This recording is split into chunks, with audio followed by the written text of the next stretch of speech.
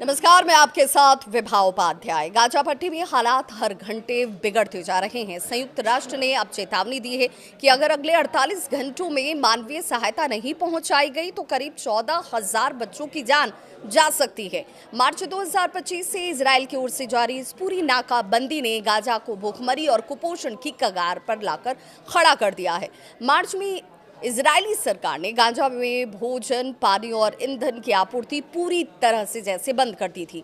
अंतर्राष्ट्रीय दबाव जैसे बढ़ा, उसकी वजह से हाल के दिनों में कुछ राहत जरूर मिली, जिसमें ट्रकों को अंदर जाने की अनुमति मिली। लेकिन जहां गाजा को रोजाना 500 ट्रकों की जरूरत है, वहां सिर्फ 5 से 10 ट्रक ही भेजे जा रहे हैं। आप इससे अंदाजा लगाइए कि क्या हालात इस वक्त गाजा में होंगे। गाजा की सरकार के मुताबिक करीब 3 लाख बच्चे इस वक्त भूखमरी के कगार पर पहुंच चुके हैं, जबकि 11 लाख बच्चे गंभीर कुपोषण से जूझ रहे हैं। हर पांचवा एक वयस्क भी भूखा है। विशेषज्ञ भी ये मानते हैं कि ये सिर्फ भूख नहीं बल्कि वो 3 चरणीय भूखमरी है, जिसमें शरीर धीरे धीरे मांसपेशियों और हड्डियों को खाकर जीवित रहने की कोशिश करता है। गाजा एक 40 किलोमीटर लंबा क्षेत्र है, जहां प्रति वर्ग किलोमीटर लगभग 6,000 लोग रहते हैं। 2007 में हमास के सत्ता में आने के बाद से ही इजराइल और मिस्र ने इस क्षेत्र की सीमाओं को सील कर दिया, जिसे संयुक्त राष्ट्र और मानवाधिकार संगठनों ने ओपन एयर प्रिजन यानी कि जिसे हम खुली जेल कहते हैं, उस तरीके से इसे करार दिया।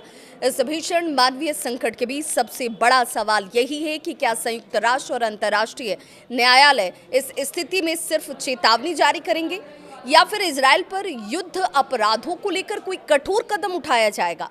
अब तक इस संघर्ष में इजराइल में 1,726 और गाजा में बात करें तो सिर्फ गाजा में 57,000 से अधिक लोगों की जान जा चुकी है, जिसमें एक बड़ी संख्या में महिलाएं और बच्चे तक शामिल हैं।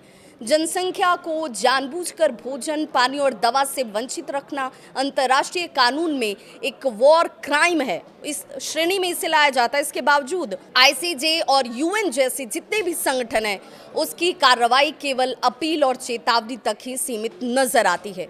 गाजा में मानवीय त्रासदी अब जो अलार्मिंग मोड है, उस मोड से भी बाहर निकलती हुई नजर आती है। बच्चों में भूख, मौत, बंद सीमाएं और नाकाफी जो राहत है, वो सब कुछ मिलाकर जैसे इंसानियत को शर्मसार कर रही हो।